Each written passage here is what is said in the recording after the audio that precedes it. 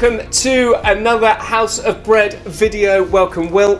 Hello, Jack. Thanks. Good to be back. Very regimented. Thank you very much for joining us. I am going to take my leave very quickly. I am only here to introduce Alex, who is going to be talking about casework while at Cafe 43. So when she's finished looking at herself in the reflective door over there and making sure her hair is okay, she will magically appear here. Alex, good to have you back. Good to be back. Thank you. It's an exciting time. We're going to talk about what Cafe 43 is going to look like when we open, particularly around our casework support. So could you just give us some idea of what a caseworker does as a starter? And then we'll sort of move on from there. That might help folk understand what we're doing and what we mean by casework. Yeah, I think we've changed a bit of our role of casework. Yeah. Casework before was anybody who was on hand when somebody walked through the front door. So not necessarily trained, so would deal with the whatever problem arose. Now, because of through COVID, we've gone to a deeper level, so we know a lot more about our friends. So we've now...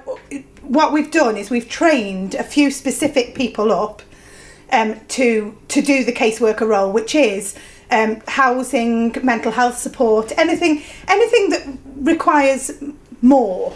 So signposting to wherever they need. So one of the things that we want to do is we want to make them stand out more. How are we going to do that at the cafe? We've decided that we're going to change the colours of T-shirts. Okay. So you won't be black, will you? So You're going to be blue. I'll be blue. We're going to be blue as management, and then our caseworkers are going to be orange. Right. So straight away, anybody who comes through the door, they see an orange T-shirt, and the orange T-shirts know what they're talking about, or will do by the time we've finished. We're doing a bit of a mentoring programme. Anybody can become an orange T-shirt.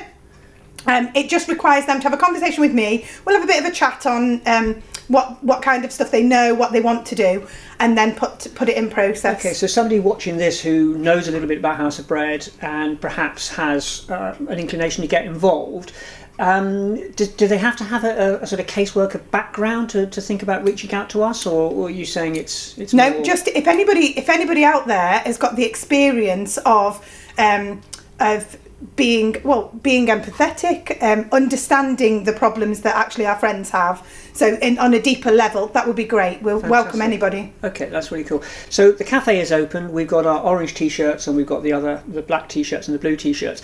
So somebody comes into the cafe. How does the caseworker interact with them? What's that?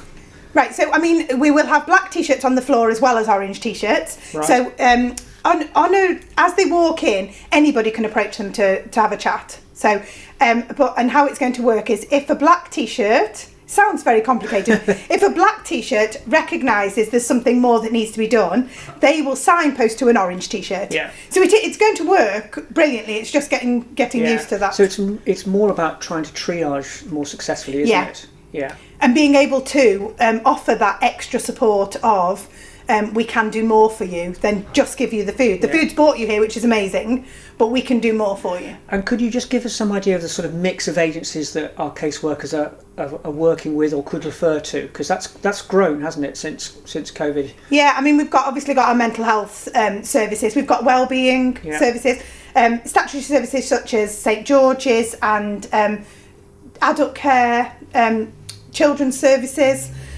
STARS, which we work with across the road.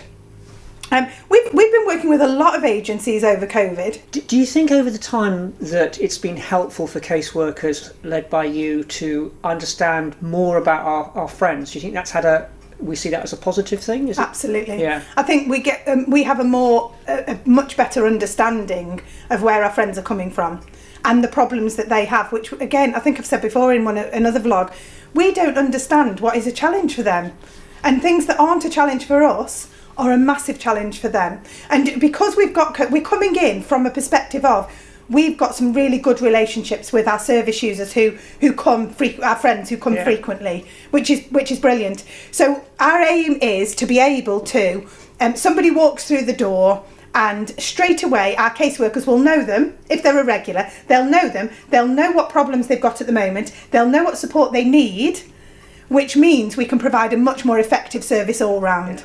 Absolutely fantastic. Alex, it's great. Obviously, we'll invite you back when we look at other little aspects that we're working on. But in the meantime, more power to you and the team that you've got. And again, if you want to reach out, find out a little bit more, then make contact with us. I'm sure contact details will come up. Yeah, it would be great. So it would be great for more people to get involved. We've got Breadline going on in the background as well. Well done, thank you. So that's still running. We've got slightly less on Breadline now as before. Just to explain what Breadline is to the viewer who might not. Right, Breadline was introduced at the beginning of COVID, which was telephone service, because obviously when we were closed, there was going to be a need.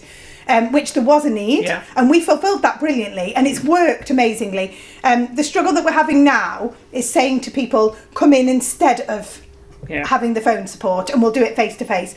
Not a major struggle, and I think, and a lot of them will stay on Breadline because they're out of area, or so we will be continuing that. But our aim is to get them to come in. Right. So we're getting them out of their homes. The next problem that we've got, which a lot of people out there probably aren't imagining that is going to be a problem, is now integrating people following COVID back into society. Yeah. So we've got a lot of mental health that actually at the beginning was bothered by staying in all the time, is now comforted by staying in all the time. So now we've got to challenge them by saying... Yeah, I think one of the subjects we'd like to revisit is mental health in the round, because I know there's a lot of other agencies contacting us very interestingly to look at the experience we've been. Fantastic to see you back. Thank you so much. We're really excited. If you want to get involved, want to get in touch, please. Yeah, that would be great. Thank you very much. Yeah, thank you.